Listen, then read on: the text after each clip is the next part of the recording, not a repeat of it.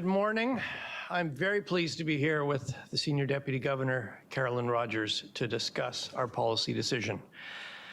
Today, we lowered the policy interest rate by 50 basis points.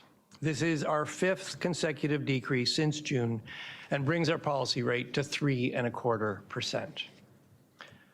Monetary policy has worked to bring inflation back to the 2% target. Our policy focus is now keeping inflation close to target. Aujourd'hui, on a abaissé nos taux d'intérêt de 50 points de base. Cette cinquième baisse consécutive depuis juin fait passer le taux directeur à 3,25%. La politique monétaire a réussi à ramener l'inflation à la cible de 2%. Et on veut qu'elle reste près de la cible. Let me outline what we're seeing in the economy and how that played into our decision. In the United States, the economy continues to show broad-based strength, and inflation has been holding steady. The U.S. dollar has appreciated against most currencies, including the Canadian dollar. Canada's economy grew by 1% in the third quarter, which was slower than we expected.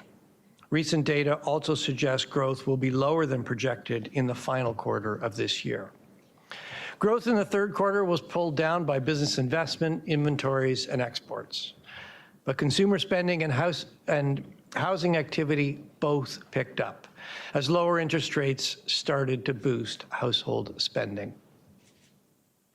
Canada's job market is still softening. Businesses have continued hiring, but the number of people looking for work has been increasing faster than the number of jobs. The unemployment rate rose to 6.8% in November. It has been especially hard for young people and newcomers to Canada to find work. A number of policy measures have been announced that will affect the outlook for growth and inflation in the months ahead. The most significant of these is reduced immigration targets, which suggest GDP growth next year will be lower than we forecast in October. The effects of lower population growth on inflation will likely be more muted because reduced immigration dampens both demand and supply in the economy. We'll have more to say on this when we release our next forecast in January. Other federal and provincial government policies, including a temporary GST break on some consumer products, one-time payments to individuals, and changes to mortgage rules, will likely affect the dynamics of household spending and inflation in the months ahead. Again, we'll have more to say on this in January. As always, we will look through the effects that are temporary and focus on underlying trends to guide our policy decisions. CPI inflation has been about 2% since the summer, and we expect it to be close to target on average over the next couple of years. We thought elevated shelter price inflation would continue to ease, and it has. And the downward pressure on inflation from goods prices has also moderated as predicted. We expect the GST holiday to temporarily lower inflation to around 1.5% in January, but that effect will unwind after the GST break ends in mid-February. We will be looking at measures of core inflation to help us assess the trend in CPI inflation. While the upward and downward pressures on prices have been moderating, risks to the inflation outlook remain. Elevated wage increases combined with weak productivity could push inflation up. Or the economy could keep growing below its potential, which would pull inflation down. In addition, the economic outlook is clouded by the possibility of new tariffs on Canadian exports to the United States. No one knows how this will play out in the months ahead, whether tariffs will be imposed, what exemptions get agreed, or whether retaliatory measures will be taken. This is a major new uncertainty. En résumé, l'inflation est de retour à la cible de 2%. Les taux d'intérêt plus bas commencent à stimuler les dépenses des ménages. Mais l'économie reste en situation d'offre excédentaire et les perspectives de croissance semblent maintenant plus faibles que dans nos prévisions d'octobre. Étant donné que l'inflation est revenue à la cible, on a abaissé notre taux directeur de 50 points de base à nos 2 dernières décisions, parce que la politique monétaire n'a plus besoin d'être clairement restrictive. On veut que la croissance reprenne pour absorber les capacités inutilisées dans l'économie et pour garder l'inflation près de 2 %. Le conseil de direction a beaucoup abaissé le taux directeur depuis juin et les effets de ces baisses se feront sentir dans l'économie. À l'avenir, on va évaluer la nécessité de procéder d'autres baisses, une décision à la fois.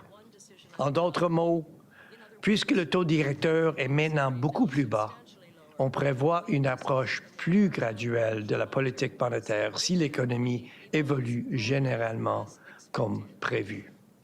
Nos décisions seront guidées par les nouvelles informations qu'on va recevoir et par notre évaluation des implications pour les perspectives d'inflation. To summarize, inflation is back to the 2% target, and lower interest rates are beginning to pass through to stronger spending by households. But the economy remains in excess supply, and the growth outlook now appears softer than we projected in October.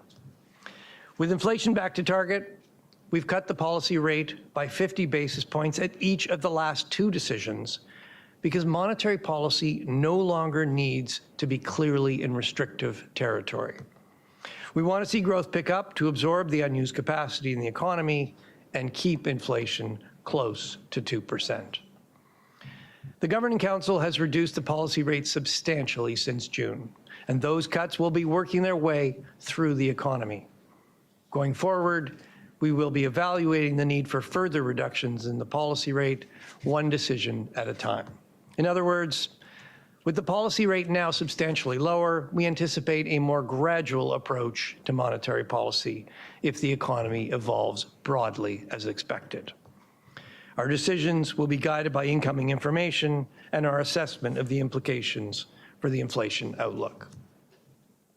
The bank is committed to maintaining price stability for Canadians and keeping inflation close to the 2% target. With that, the Senior Deputy Governor and I would be pleased to take your questions.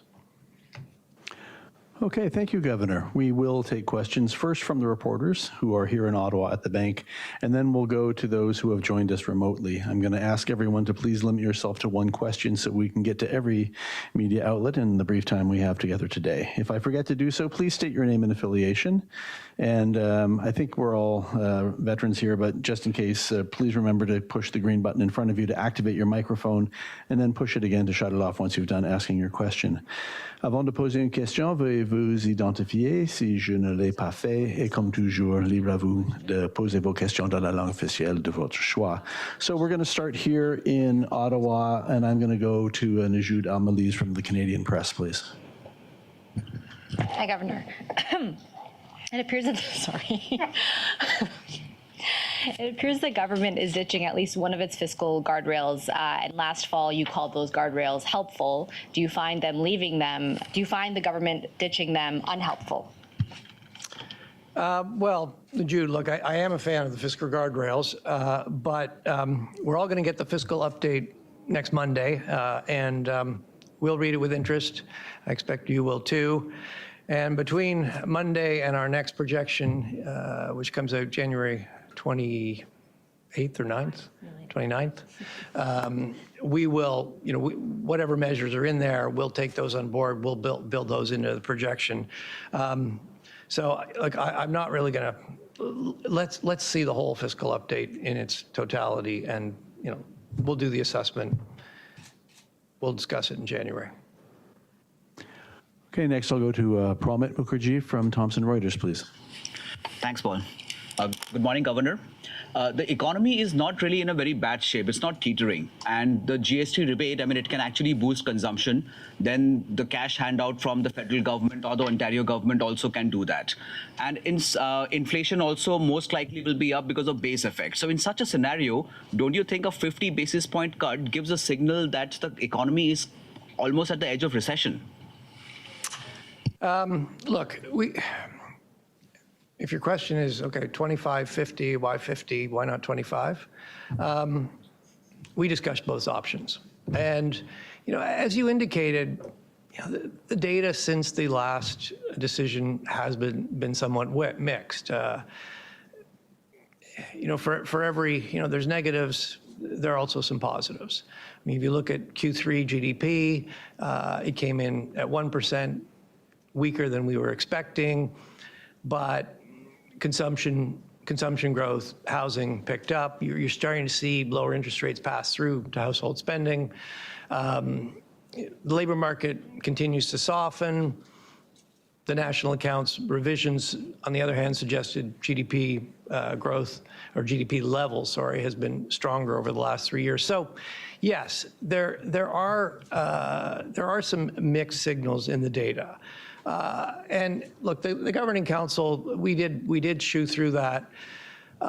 We did coalesce, though, around a 50 basis point cut, really for two reasons. First of all, the Council agreed we no longer need monetary policy that's clearly in restrictive territory. We did need restrictive monetary policy when we were getting inflation down. Inflation's been too high. We needed restrictive monetary policy to get inflation down. It's worked. Inflation's been around our 2% target since the summer. And against that background, the Governing Council agreed we no longer needed monetary policy that was clearly in restrictive territory. And then the second element is, when you look at all the data, it does tilt towards a softer economic outlook, a softer outlook for GDP growth than we published in October. As I said, Q3 growth has come out weaker than we expected. It looks like Q4 is going to be a bit weaker than we projected. Add in the fact that the government has lowered their immigration targets for next year. That's likely to pull GDP growth down next year, so we're not going to get it back. So you put that together, both of those factors really signaled that a 50 basis point cut made sense. Next, we're going to go to Paul Vieira from the Wall Street Journal, please. Good morning. How much of this half-point cut, or let me rephrase that, sorry. How much was the threat of President-elect Trump's 25% tariff? How big a role did that play in making a half-point cut? And perhaps the Bank of Canada wanted to take out some insurance in the event this happened before the January 29th decision. You saw in the press release, we did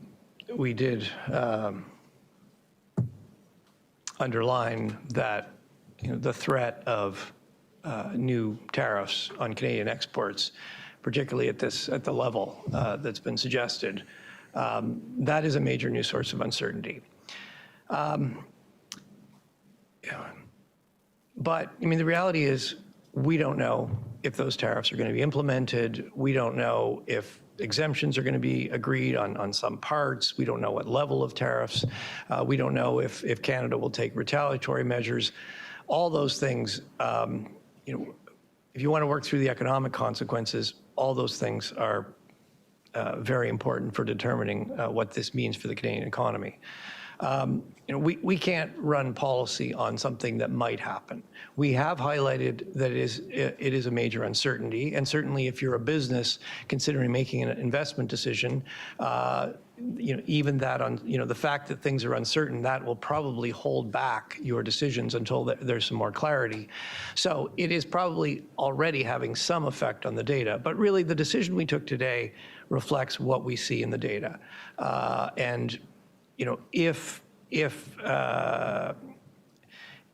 if there is a big change, we're going to have to take that on board. Look, there's no question that if these tariffs were to move forward at the level suggested, it would be highly disruptive to the Canadian economy. It would also be very disruptive for the U.S. economy. Hopefully that doesn't happen, but we did highlight it as a risk. Okay, next I'm going to call on Jordan Gowling from the Financial Post, please. Morning. Former Bank of Canada Governor Stephen Poloz made some comments last week. He said that population growth has masked underlying weakness in the economy and that we're in a recession. What's your response to the comments made by your predecessor? What's my response? Well, let me say how do we see it? I mean, I'll let people decide what adjective they want to put on it, but I mean, the traditional definition of a recession is at least two negative quarters of growth in a row. The Canadian economy is growing. Third quarter growth was 1%. It's not growing very quickly, but it is growing. Yes, as Stephen Poloz pointed out, if you look at things on a per capita basis, we have seen a number of negative quarters. And that really reflects the fact, yes, I mean, we are in excess supply. The economy has been soft. I think when you look at over the last couple of years, I mean, we've lowered inflation from 8.1% to 2%. And if you just look at the labor market, yes, the unemployment rate has gone up, but we have not seen widespread layoffs. We have not seen, people, widespread job losses as you would typically see in a recession. So, look, we needed to slow the economy. We needed weak growth to take the steam out of inflation. That has worked, but we haven't created widespread job losses as you would typically see in a recession. Okay, I'm going to go to the other side of the room now to Randy Thantong-Knight from Bloomberg, please.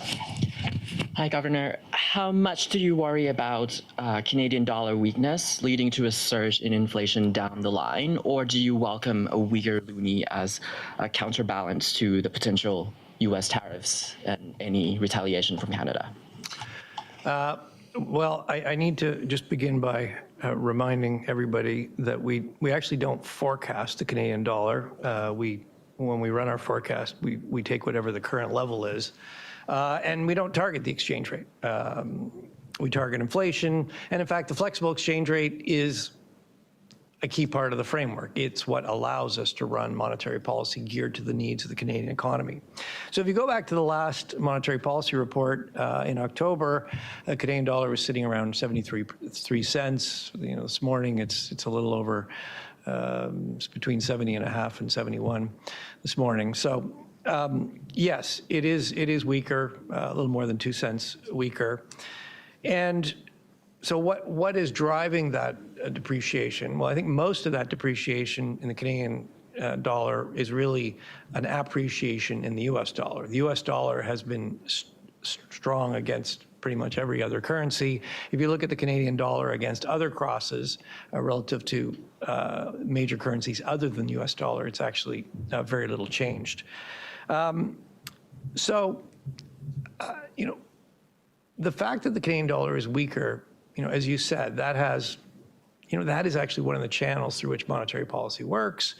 A lower Canadian dollar makes Canadian exports more competitive in the U.S., and so that will add demand to the Canadian economy. It also makes imported goods more expensive, so that can also have some impact on inflation. So those are both things that we'll need to take into account in the conduct of monetary policy. Until recently, the Canadian dollar has actually been remarkably stable. We have seen some depreciation. That is something we'll have to factor in. All right, let's go to Mackenzie Gray from Global, please. Hi there. I guess this is for the Deputy Governor, but Governor, chime in if you'd like. There's been a lot of talk about housing from both of you guys and the impact of immigration on that. I know you'd say a little bit more about immigration later, but just broadly, what is the bank's view on how the immigration reduction targets will impact housing going forward? By now I answer the housing questions. Well, I figured that out for a few times now, but... Yeah, so I mean, what we've seen in housing recently is a pretty big uptick in activity, and it's come without a commensurate uptick in prices. So that's actually been quite good news. There's some mortgage rule changes to come. another 50 basis point cut, and we know housing is very sensitive to interest rates. So we do expect some more pickup. Whether the immigration, reduction in immigration will sort of act as a counterbalance to that, that's very possible. We'll have to keep an eye on it. But so far, you know, an increase in activity without an increase in price is a good thing for the Canadian economy right now. Okay, I'll go to Greg Quinn from Market News, please. Hello, happy holidays. Returning to the R word here, you know, you lay out the risks of growth has lagged your forecasts. It's going to be slower because of the restrictions in immigration and the wild card of tariffs. In terms of what might happen next year, doesn't this return us to a scenario, a potential scenario of a hard landing or a recession in Canada? Well, we don't have a full forecast for you. We will have an full updated forecast in January. But and look, as I said in the opening statement, I expect the GDP forecast in October, GDP growth will be lower than what we forecast in October. Having said that, you know, you can see in the Q3 data and in more recent indicators, consumer spending is picking up. Consumer spending was, you know, grew 3.5% in the third quarter. You know, since then, we've reduced interest rates a further 100 basis points at the last two meetings. So, yes, we do think population growth is going to be coming down considerably next year. That will pull GDP growth down because there's going to be less new consumers, less new workers in the economy. At the same time, we are expecting per capita spending or per capita GDP growth to be recovering. So we're not expecting a recession. It does, you know, with those two things going in opposite directions, you're not going to see growth really accelerating because population growth is going to be pulling it down. More per capita growth is going to be pulling it up. You know, we'll see exactly, you know, what the dynamics are, but we will continue, you know, our baseline will continue to be the economy's growing. Okay, next we'll go to Mike Lukacher from CTV, please. There we go. Hi, thanks for taking our questions. I want to go back to the tariff question. I know you had said earlier, you can't run policy on something that might happen, but how differently and how drastically does that affect your forecast going forward with that hanging over you? Because that is certainly a factor that I think a lot of people are thinking about. Look, as I said before, if tariffs were imposed at the levels that have been suggested, it would be very disruptive to the Canadian economy. Working through the effects is going to depend a lot on exactly what the tariffs are on, whether there are exemptions, whether there's retaliation. We are, of course, doing some analysis to see what those effects could look like. And in fact, if you want a reference point, if you go back to, I think it's the July 2019 monetary policy report, we actually have an extended appendix where we looked at, actually, interestingly, a 25% increase in tariffs. It wasn't exactly what's been proposed because it was across everybody, not just Canada. And what you see there is, yes, it has a major impact on GDP growth in Canada. So yes, we are dusting that off. We are looking at different scenarios. And, you know, if those things happen, certainly they will have a big impact on the Canadian economy, and we'll have to, it will have a dramatic effect on our forecast, and we'll have to, as a governing council, consider what that means for monetary policy. As I said, let's hope that does not happen. But what we're doing is we're doing some analysis to get prepared for that possibility. I think that's all we can do. Unfortunately, monetary policy can't eliminate that uncertainty. We can hopefully be some, with inflation back to 2%, with interest rates now substantially lower, hopefully we can play a role of providing some stability, but we can't eliminate that. Okay, we'll go to Kevin Carmichael from The Logic, please. A question about business investment. You noted that consumption seems to be finding new life, but business investment still seems dead. Do you think you've lowered the cost of capital enough to encourage some investment, or do you anticipate that that stall to continue? Look, Kevin, as I said, we don't have a revised forecast. If you go back to the forecast we had in October, the typical sequencing is household spending picks up first. The combination of stronger demand and lower interest rates starts to, next you start to see investment pick up. The fact that right now we're starting to see some pickup in consumption, you would expect to see a lag to investment. As I highlighted earlier, the uncertainty resulting from the threat of new U.S. tariffs is probably going to weigh on, it's going to be difficult for businesses to take decisions against that background. So, we'll have to look at what we'll be doing surveys. We will be able to get hopefully a better fix by the time we get to January. But yes, I think there is a risk that investment is weaker. Okay, we got one more question here in the room, and it is from Mark Rendell of the Globe and Mail. Thank you for taking the question. So in the October statement, you said we expect to reduce the policy rate further if everything comes in line. You've changed that. You've removed the statement saying we expect further cuts. You're also now talking about moving to a more gradual approach to monetary policy. Are you expecting to cut rates further? And how should we be thinking about this shift in language to discuss a more gradual approach to monetary policy? So what's next? Well, let's just start with the present for a minute. The last two decisions we've cut by 50 basis points. And as I highlighted earlier, really what, central to that was inflation. With inflation now back to 2%, the Governing Council agreed that monetary policy no longer needed to be clearly restrictive. So if you go back to June, we have now cut our policy rate by a total of 175 basis points, bringing it from 5% down to 3.25%. That's a lot. That's substantial. And those cuts will be working their way through the economy. So going forward, what do I expect? Going forward, I expect the Governing Council will be considering further reductions in the policy rate.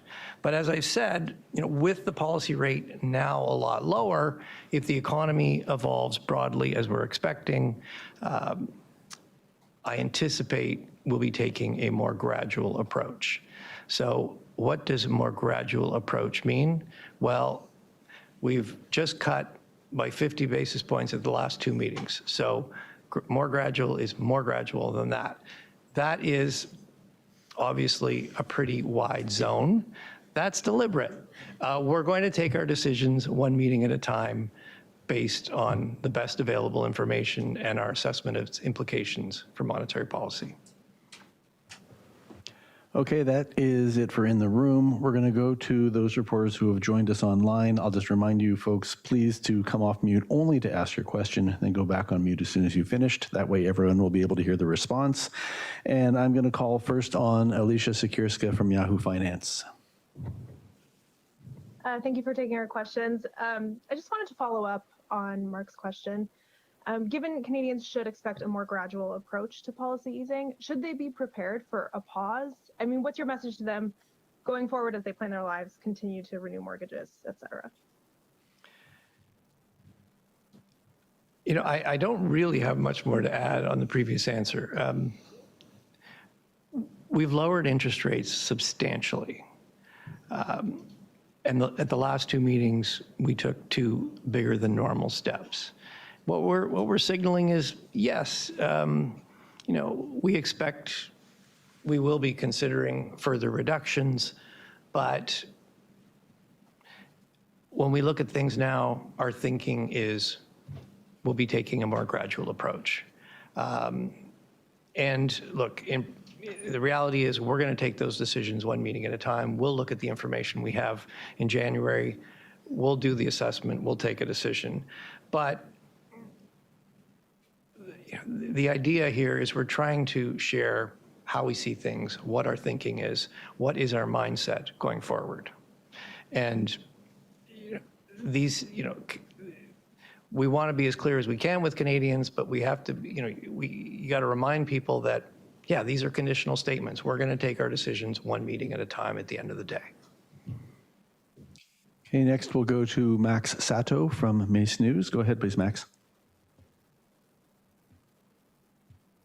Thank you, Paul. Good morning, Governor, Senior Deputy Governor. My question is about the appropriate inflation target. It's for both of you. First, Senior Deputy Governor Rogers, during your fireside chat in Toronto, you mentioned that it's a good time to review the target, and you mentioned other things like outreach and internal research. So what are the Canadians telling you about how they feel about the target, and how is your internal research going? And for Governor Macklem, you often asked whether the bank should adopt the higher inflation target. And in one of your comments in Parliament a few months ago, you made a point saying, what's the point of having a target if you can't keep it? Could you expand on that issue from the viewpoint of whether there's anything we could learn from other central banks' target ranges, such as Australia's 2 to 3% and India's 2 to 6%? Thank you very much. Let me go first. All right, Tony, that's a wide-ranging question. So I think what I was referring to in the fireside chat is the bank regularly, every 5 years, reviews our inflation targeting framework, and that's coming up. And as part of that review, we always undertake a broad outreach to Canadians. We talk to academics, we talk to economists. That process is just getting going, so I can't give you a lot of feedback right now about what we're hearing from Canadians, but I can tell you that we will make sure that we give Canadians a chance to feed into that discussion. It's good timing in the sense that we're coming out of a period where we were all reminded how difficult inflation is for Canadians, and so I expect, perhaps unlike previous reviews we've done in past years, there would be more Canadians who want to participate and give their views this time around. Yes, you're right. I did say that, if you change your target just because it's tough to get back to your target, well, you don't really have a target. And I am a big believer that the target does provide an important anchor to the whole system. As a senior deputy governor just highlighted, we do periodically, every 5 years, review our inflation targeting framework, our monetary policy framework. And that is the appropriate time to ask yourselves the questions, is the framework that we have today the best available framework for the future? And so, yes, we will be, we are starting to talk to Canadians, talk to business, talk to experts. I mean, right now it's been, a lot of it has been more about, well, what should the questions be? And I will have a little bit more to say about this actually next Monday in my year-end speech in Vancouver, because certainly as we look to next year, that is going to be an important, we will need to launch the review next year to be ready for 2026. Okay, we'll go now to Rob McClister from Mortgage Logic News, please. Good morning. Thanks partly to immigration, Canada is seeing a rising unemployment rate, but we're also seeing rising employment in general. So from the standpoint of driving inflation, does the persistent climb in absolute employment levels matter maybe a little bit more than the unemployment rate, if it means more people are working, creating more aggregate demand? I guess the way I would respond is, you're right that you can't summarize the health of the labor market with one number. So you can't just look at the unemployment rate. You can't just look at the employment rate. You need to look at a range, the full range of indicators. And then, what are we seeing? Well, what we're seeing is that, businesses are still hiring. Their hiring is not very strong. And importantly, it's not keeping up with the number of people that are entering the labor force. So you're seeing the unemployment rate go up. And if you look at the composition of who's unemployed, it is particularly concentrated in young people who are entering the labor force and newcomers to Canada that are entering the labor force. And what they're finding is it's taking a long time to find a job. And that is pushing up the overall unemployment rate. We haven't seen widespread layoffs. We haven't seen widespread job losses. But, when you look at the labor market overall, at an unemployment rate of 6.8%, and with youth unemployment having risen quite a bit, there is clearly some slack in the labor market. And going forward, we want to see growth pick up. We want to see hiring pick up. And that, the fact that we have lowered our policy rates substantially should start to boost growth further. We are starting to see already the pass-through to stronger household spending, and we expect to see household spending on a per capita basis as well as an absolute basis pick up further. Et pour terminer, nous avons Gérard Filion du réseau Radio-Canada. Gérard, Monsieur Filion. Oui, bonjour. Bonjour à vous deux. Vous en avez parlé à quelques reprises en anglais depuis tantôt. Est-ce que c'est possible de nous donner un peu votre explication en français sur les tarifs douaniers de 25% du président élu? Je comprends qu'une analyse plus complète sera faite en 2025, mais quel est le niveau d'incertitude ou d'inquiétude que la menace de tarifs douaniers de Donald Trump apporte sur les perspectives économiques et financières du Canada? Merci. C'est clair que c'est une grande incertitude et si ces tarifs sont mis en place, il y aura un grand effet sur l'économie canadienne. Comme j'ai mentionné, en termes de politique monétaire maintenant, on ne peut pas faire la politique monétaire maintenant.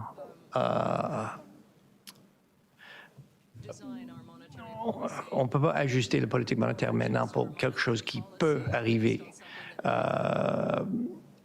Mais si ça arrive, oui, on anticipe qu'il y aura des grandes implications pour l'économie canadienne et ça, c'est quelque chose qu'on devrait regarder pour la politique monétaire. Les effets sur l'économie canadienne vont être influencés par plusieurs dimensions, dont les tarifs sont sur exactement quoi, à quel niveau, est-ce qu'il y a les exceptions, est-ce que le Canada met des tarifs sur les exportations des États-Unis. Donc, il y a toutes sortes de questions. Les effets vont être influencés de manière importante exactement qu'est-ce qui se passe. Maintenant, on prépare, on fait des analyses. Comme j'ai mentionné, nous avons une analyse dans notre rapport de politique monétaire de, je pense que c'est juillet 2019, où on a regardé un scénario. Nous sommes en train de regarder des scénarios et s'il y a des mesures concrètes, on va élaborer qu'est-ce qu'on pense peut être les effets. Mais à ce point-ci, c'est une grande incertitude. Okay, and with that, that will conclude today's press conference. Thank you, Governor, Senior Deputy Governor. Thank you all for joining us today. Thanks very much. Happy holidays. Yeah. Thanks for your work. Go Hawks.